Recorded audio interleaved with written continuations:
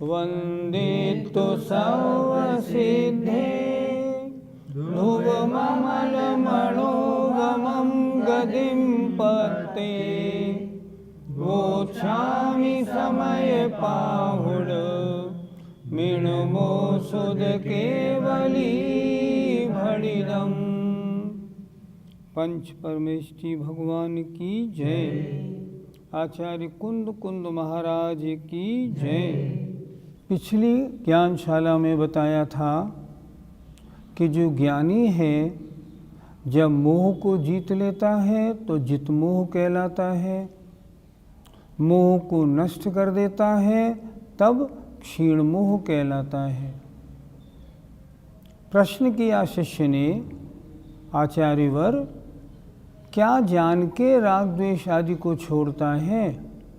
राग द्वेष को जीतना है तो राग द्वेष को छोड़ना तो पड़ेगा। क्या जान के राग द्वेष को छोड़ता है? तो आचार्य ने गाथा नंबर 39 लिखी। राणम सवे भावे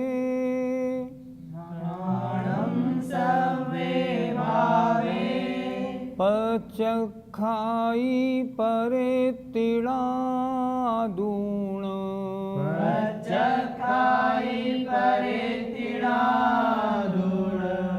तम्मा पचखाणम राणम नियमामुळे दवम। बोलिए। राणम सवे भावे पचखाई परे तिड़ादूणम तम्मा पचखाणम राणम नियमामुळे दवम। आइए शब्दार्थ समझते हैं। राणम माने ज्ञान। ज्ञान क्या मतलब? आत्मा। सवे भावे सभी भावों को, पचखाई छोड़ देता है, परेति पर है णादूण जानकर। राणम माने ज्ञान माने आत्मा रागादि सभी विभाव भावों को पर है ऐसा जानकर छोड़ देता है। तम्मा इस कारण, पचखाणम प्रत्याख्यान है, णाणम ज्ञान ही, नियमा नियम से, मुणेदव्वो ऐसा जानना चाहिए। छोड़ने का मतलब क्या हुआ? क्या बता रहे हैं? ये मेरा नहीं है, ये मुझसे भिन्न है, पर है। आत्मा में ज्ञान से ऐसा जाना और छोड़ दिया। इसलिए वास्तव में ज्ञान ही प्रत्याख्यान है। समझ में आ जाए ये वस्तु मेरी नहीं, बस फिर छोड़ने में क्या देरी लगती है? कुछ भी नहीं लगती। इसलिए प्रत्याख्यान माने त्याग क्या है? त्याग तो ज्ञान, आत्मा में जान लेना ही त्याग है। मोह का मतलब मिथ्यात्व और कषाय। मुनि महाराज ने इनको क्यों छोड़ा? इनको छोड़कर जीतकर जितमोह क्यों बने? इनके नाश का उद्यम क्यों किया? क्योंकि ये पर हैं, ये मेरे स्वभाव नहीं, इसलिए इनको छोड़ना है। बस ज्ञान में ऐसा समझा, निर्णय बनाया और उसको छोड़ दिया। फिर देखें एक बार। राणम अर्थात ज्ञान अर्थात आत्मा, सव्ये भावे सभी भावों को, पर इति अर्थात पर हैं, णादूण ऐसा जानकर, पचखाई छोड़ देता है। पचखाई माने प्रत्याख्यान अर्थात प्रत्याख्यान माने त्याग, छोड़ देता है। तम्मा इस कारण, पचखाणम प्रत्याख्यान है, ज्ञान ही नियम से, अर्थात ज्ञान में यह वस्तु पर है ऐसा निर्णय बना तभी तो छोड़ा। तो छोड़ा क्यों? क्योंकि पर है ऐसा जान लिया। तो त्याग क्या है? वस्तु को पर मानना, ऐसा जानना चाहिए। अर्थ देखें, ज्ञान सभी भावों को पर है ऐसा जानकर छोड़ देता है। ज्ञान माने आत्मा। इस कारण ज्ञान ही नियम से प्रत्याख्यान है ऐसा जानना चाहिए। उन मुनि महाराजों ने राग द्वेष काम क्रोध आदि परिणामों को ये परिणाम मेरे नहीं, मुझसे भिन्न हैं, विभाव हैं, अन्य के कारण हुए हैं, इसलिए मैं इन अन्य भावों को अपना क्यों मानूं, ऐसा मानकर उनको छोड़ता है। तो छोड़ना क्या हुआ? उन वस्तुओं को पर समझना ही उसका छोड़ना हुआ। जब तक पर नहीं समझा तब तक तो अपना माना, अपने साथ रखा, पर समझ में आया अब छोड़ दिया। इसलिए ज्ञान ही प्रत्याख्यान है।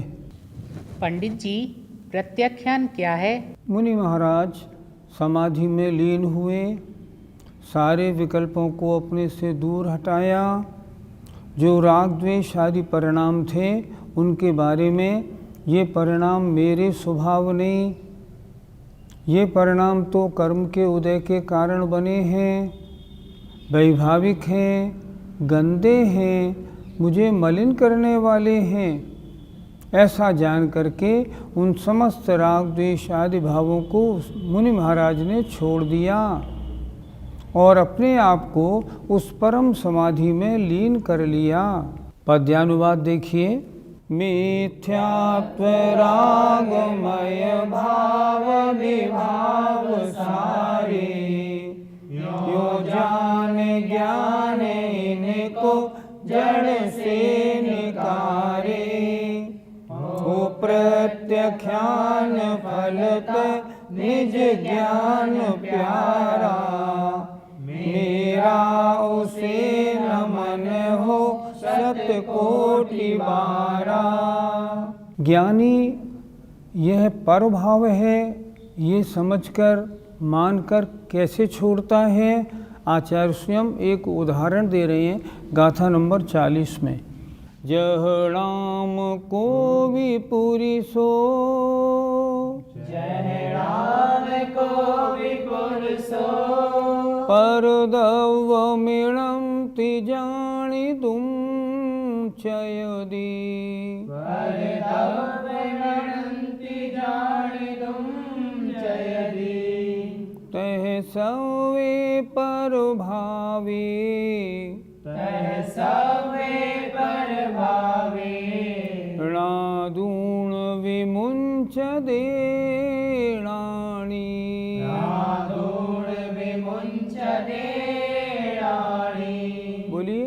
जय राम को विपुरी सो, पर दव मिणंति जानी तुम चयदी, तह सवे पर भावे, णादूण विमुंच देणाणी।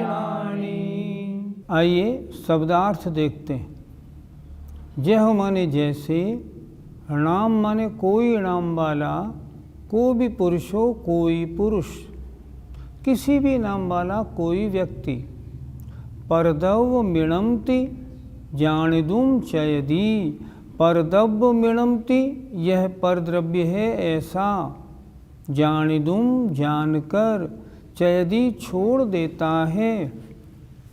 हमें और आपको भी मालूम पड़ जाए ये वस्तु मेरी नहीं है, उसको हम तुरंत छोड़ते हैं कि नहीं छोड़ते हैं? छोड़ देते हैं।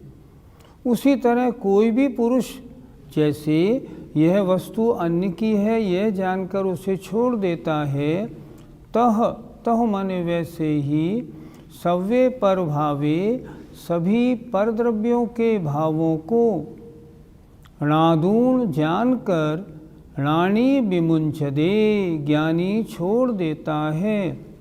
ये परिणाम मेरे स्वभाव नहीं हैं, अन्य के कारण हुए हैं, इसलिए अन्य के परिणाम हैं। ये उपाधि भाव हैं, औपाधिक भाव हैं, छोड़ दो, और उनको छोड़ देता है। उसी तरह ज्ञानी जैसे ज्ञानी छोड़ता है, हमको भी छोड़ने हैं, हमें ज्ञानी बनना है।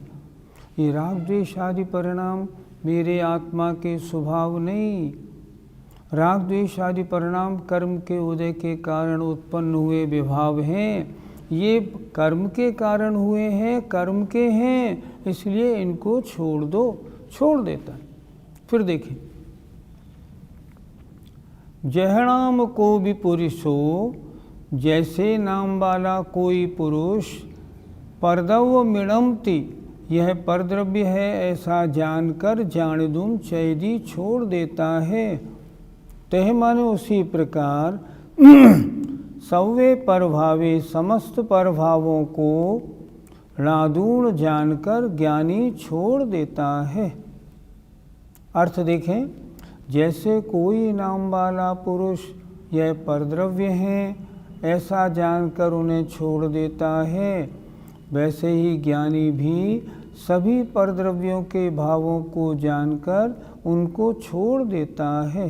पंडित जी, इसको एक उदाहरण देकर समझा दीजिए। आप सभी छात्र लोग क्लास ख़त्म हुई तो अपने रूम में जाने लगे। आपने क्या किया? पुस्तक उठाई और ली और चल दिए। कमरे में आप गए, आपने किताब उठा के रख दी। वो किताब आपकी नहीं थी, दूसरे की थी।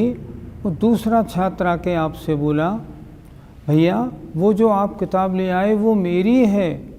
नहीं नहीं मेरी है। भैया मेरी है, मेरा नाम लिखा है। आपने किताब उठाई, खोल के देखा, उस छात्र का नाम लिखा है। अब आप क्या करेंगे? अब आप ये करेंगे, तुरंत वो पुस्तक उसको दे देंगे, भैया वेरी सॉरी आप ले जाओ। वो पुस्तक ले जाएगा। आपने क्या किया? ये पुस्तक मेरी नहीं अन्य की है, यह जानकर वो पुस्तक फौरन उसको दे दी। इसी तरह ज्ञानी जब ज्ञान में ये जान लेता है ये परिणाम मेरी स्वभाव नहीं, कर्म के उदय से होने वाले परिणाम हैं, ये तो कर्म के हैं। जैसे ही उसकी जानकारी होती है उन सब विभाव परिणामों को वो छोड़ देता है। पंडित जी, परभावों को छोड़ने से क्या होता है? आत्मा की मलिनता का एक ही तो कारण है, कर्म का बंध होना। कर्म बंध किन कारणों से होता है? मिथ्या दर्शना विरते प्रमाद कषाय योगा बंध हेतुवः, इनके कारण होता है। तो मिथ्या दर्शन हो, अविरति रूप परिणाम हो, प्रमाद हो, कषाय हो, योग हो, इनमें मेरा कोई भी स्वभाव नहीं। जब मैं इन विभाव भावों को, इन गलत परिणामों को मैं अपने से अलग कर दूं, हटा दूं, इस रूप परिणाम न करूं, तब क्या होगा? बंध रुक जाएगा। बंध रुकेगा तो क्या होगा? संवर होगा और फिर निर्जरा होगी और मोक्ष हो जाएगा। संसार के कारण तो ये परिणाम ही हैं। जब मैंने जान लिया ये परिणाम दुखदायी हैं, मेरा अनर्थ करने वाले हैं, मुझे संसार में रोके रखने वाले हैं, फिर मैं उनको क्यों करूं? उन्हें अपना क्यों मानूं? उन्हें अपने से दूर क्यों ना कर दूं? जब जान लेता है तब दूर कर देता है। लाभ क्या होता है? संसार के बंधन का ढीला होना शुरू हो जाता है। प्रारंभ हो गया, अब तो कुछ भवों में, इसी भव में या कुछ भवों में संसार बंधन समाप्त हो जाएगा और मुक्ति प्राप्त हो जाएगी। हमें और आपको भी क्या करना है? हमें और आपको भी सोचना है मेरे हितकारी परिणाम कौन से हैं, अहितकारी परिणाम कौन से हैं। हम अभी श्रावक दशा में हैं। हम अभी श्रावक दशा में हैं। घर गृहस्थी में रह के व्यापार गृहस्थी का पालन करते हैं, पूजा पाठ स्वाध्याय करते हैं। हम सोचें इनमें कौन सा भाव मेरा कल्याणकारी है, कौन सा अकल्याणकारी। हमको मालूम पड़ा व्यापार आदि में ज़्यादा उलझना अच्छा नहीं, तो एक उम्र तक तो उलझें, उसके बाद उसको छोड़ दें। और आत्मकल्याण के जो परिणाम हैं, पूजा पाठ, दान, स्वाध्याय, संयम, गुरु सेवा आदि, उनमें निरंतर अपने को बढ़ाते जाएं। ऐसा अगर करेंगे एक दिन वो आएगा जब हम छूट के सारे राग द्वेष आदि फंद से हम एकदम मुनि बनेंगे, निर्विकल्प अवस्था बनाएंगे और इन सबको विभाव परिणामों को छोड़कर मोक्ष मार्ग में आगे बढ़ जाएंगे। पंडित जी, घर गृहस्थी में रहकर राग द्वेष को कैसे छोड़ें? जिनको बचपन में या 18-20 साल की उम्र में ही समझ आ जाती है, वो तो गृहस्थी के चक्कर में पड़ते ही नहीं, वो तो बाल ब्रह्मचारी ही बने रहते हैं, कल्याण का मार्ग पकड़ लेते हैं। लेकिन हम और आप में से जो घर गृहस्थी के चक्कर में फंस गए हैं, वे क्या करें?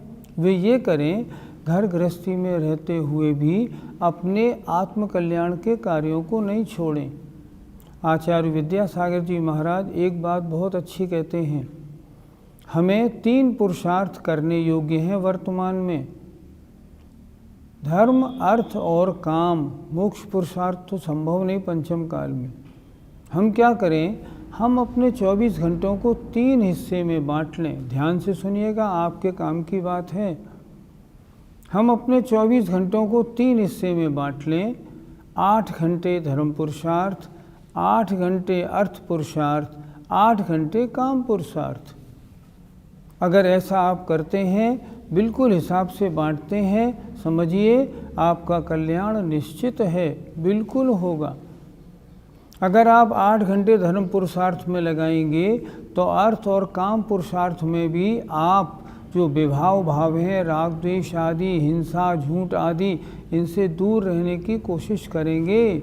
बस आप ऊपर उठने लगे और इस भव में नहीं तो शीघ्र ही कुछ भव में आपका कल्याण बन जाएगा।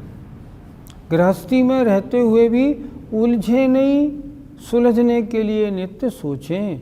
अगर ऐसा करते हैं तो आप सही रास्ते पे हैं। पद्यानुवाद 40 नंबर का। मेरी न वस्तु यह है जब जान लेता, जैसा कि सज्जन उसे झट त्याग देता।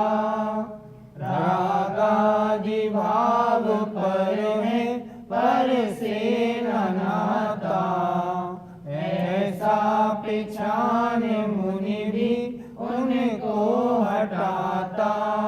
जय